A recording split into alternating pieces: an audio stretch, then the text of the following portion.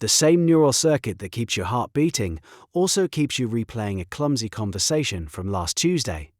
That internal narrator, the one spinning anxieties about the future from regrets about the past, is running on a physical track inside your skull. We're going to walk through the blueprint of that hardware and show you how to physically rebuild it, because that mental track strengthens automatically every single time you use it, digging itself deeper whether you want it to or not. Imagine a thought you know too well. Maybe it's the quiet suspicion that you're not up to the task, or the flash of irritation that always comes up with a certain person, or just the mental loop of your to-do list spinning on repeat. Neurologically, that thought is a path. The very first time you had it, your brain was pushing through a dense, tangled forest. It was slow. It took effort. A series of neurons fired in a novel sequence, forging a connection where there was none before. Then it happened again. This time there was a faint trail to follow. Some slightly bent branches, some flattened grass. A little easier. After 100 repetitions, it's a well-worn footpath. After 1,000, it's a deep trench, so familiar you can walk it in the dark. This is the work of your brain's default mode network, or DMN. It's a collection of brain regions, primarily the medial prefrontal cortex and the posterior cingulate cortex, that hums to life when your mind is at rest. When you're showering, driving a familiar route, or drifting off to sleep, it's the seat of your self-referential thought, your memories, your projections into the future. It is, in a very real sense, the architect of your identity story. And it operates on a simple, ruthless principle first proposed by Donald Hebb in 1949. Neurons that fire together, wire together. Each time that loop runs, the synaptic connections between those specific neurons grow stronger. The electrical signal passes between them more easily. You are, with every repetition, digging that trench a little deeper, making it the path of least resistance for your future thoughts. It's a self-reinforcing loop etched into your biology. But this trench, as deep as it feels, is only half of the landscape. Another entire system in your brain exists to pull you out of it. And for many of us, it's a system we rarely engage. This other system is your executive control network, or ECN. If the DMN is the comfortable, worn-in trench, the ECN is the trailblazer with a machete. It's the network that lights up when you engage in demanding cognitive tasks. Solving a puzzle, learning a new language, navigating a new city, anything that requires your full, undivided, conscious attention. Its key hubs are in the lateral prefrontal cortex and the parietal lobe, areas associated with planning, working memory, and focus. And here's the critical part. The DMN and the ECN are neurologically opposed. They exist in a state of dynamic competition. Neuroimaging shows that when one is highly active, the other is quiet. They are like two sides of a seesaw. You can feel this in your own experience. You cannot simultaneously be lost in a daydream about your vacation and be intensely focused on calculating your budget for that vacation. One state precludes the other. The act of focusing your attention is the act of engaging the ECN, which in turn actively suppresses the wandering, self-referential chatter of the DMN.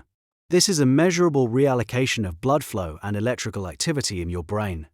The trailblazer has to shout to be heard over the comfortable hum of the default path. And activating it feels like hard work for a very specific biological reason, a reason that reveals the fundamental conflict happening inside your skull every second of every day. Your brain weighs about 3 pounds, just 2% of your body mass. Yet it devours 20% of your body's total energy. It's the most metabolically expensive organ you own.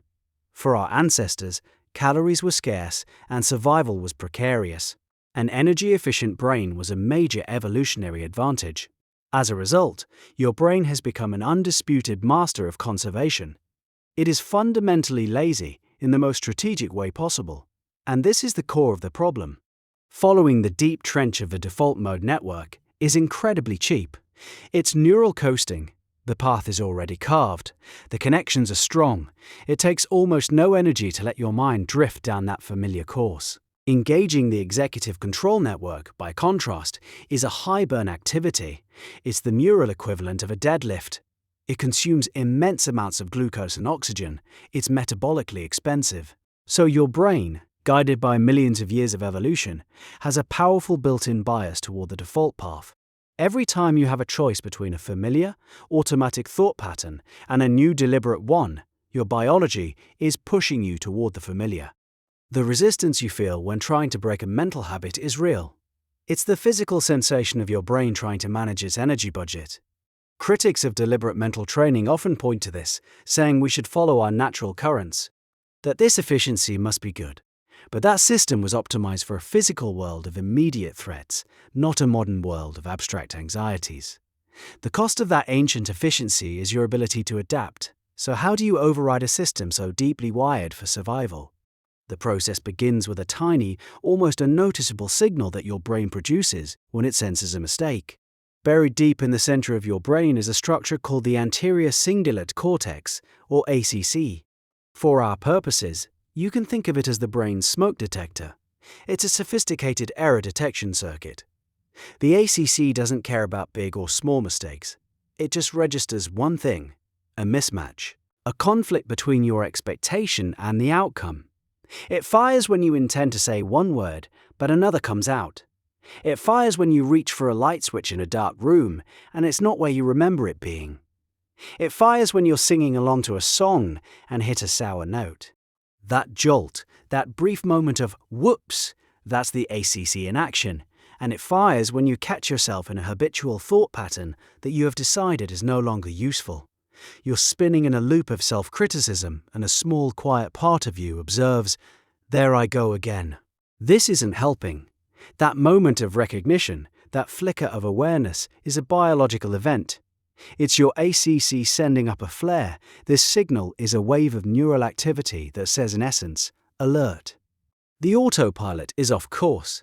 It creates a brief, precious window, a pause in the cognitive machinery. This window might only last a second or two, but an alarm is useless if the fire department doesn't answer the call. What you do in the second after the ACC fires is what separates a fleeting moment of awareness from the beginning of a permanent change in your mind. The alarm bell from your ACC is a direct call to action for your executive control network. It's the biological your turn signal. In that moment, after the flare goes up, you are standing at a literal fork in your neural pathways. One path is the 6-lane highway of your old habit, beckoning you back with the immense gravity of a million past journeys. The other path is dense, untamed wilderness. The work of change is choosing the wilderness, deliberately. You have to engage the ECN and give it a specific job to do. This is the act of redirection. What does this look like? It can be brutally simple. You can bring your full attention to the physical sensation of your feet on the floor. Count 5 deep breaths, focusing only on the feeling of air entering and leaving your lungs. You can stand up, walk to the window, and describe 5 things you see in detail to yourself. You can label the thought pattern, the catastrophic future story, and then immediately pivot your focus to the single most important task in front of you for the next 3 minutes. The specific action is less important than the redirection itself. Each time you do this, you are forcing a new neural sequence to fire. You are stamping down a tiny bit of undergrowth. The first 50 times, it feels pointless. The new trail is almost invisible. It's like trying to divert a powerful river with a single spade. The water just flows around your effort. But with every single act of deliberate redirection, the new channel gets a fraction of a millimeter deeper. And you are doing more than just building. You are also demolishing. So you're slowly, painfully carving a new path. What happens to the old superhighway? Does it just stay there forever, a constant threat waiting for a moment of weakness? This is where the true genius of the brain's plasticity reveals itself. Your brain is a ruthlessly efficient gardener. It has no room for sentimentality. It actively dismantles what you no longer use. This process is called synaptic pruning. Throughout your brain, specialized immune cells called microglia act as a 24/7 cleanup crew. They identify synaptic connections that are being used less frequently. They tag them, break them down, and recycle their constituent proteins. The path you stop walking is literally disassembled and hauled away for scrap. Neurons that stop firing together, stop wiring together. The old trench begins to fill with earth. Simultaneously, the new path you are deliberately forcing yourself to walk gets a VIP upgrade. As a neural circuit is used repeatedly, other cells called oligodendrocytes get to work. They wrap the axon of the active neurons in a fatty insulating sheath called myelin. Myelin is the key to all high-level skills.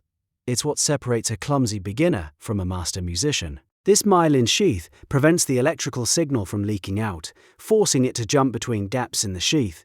This massively increases the speed and efficiency of the signal by up to 100 times. Myelination transforms a slow, effortful dirt path into a paved, frictionless superhighway. It is the physical manifestation of a habit. Here is the culmination of the entire process. The new, difficult, energy-intensive thought pattern, through sheer brute force repetition, becomes myelinated. It becomes fast. It becomes automatic. It becomes the new, energy-efficient, low-power mode. You are literally paving a new highway, while the old one is being reclaimed by the forest.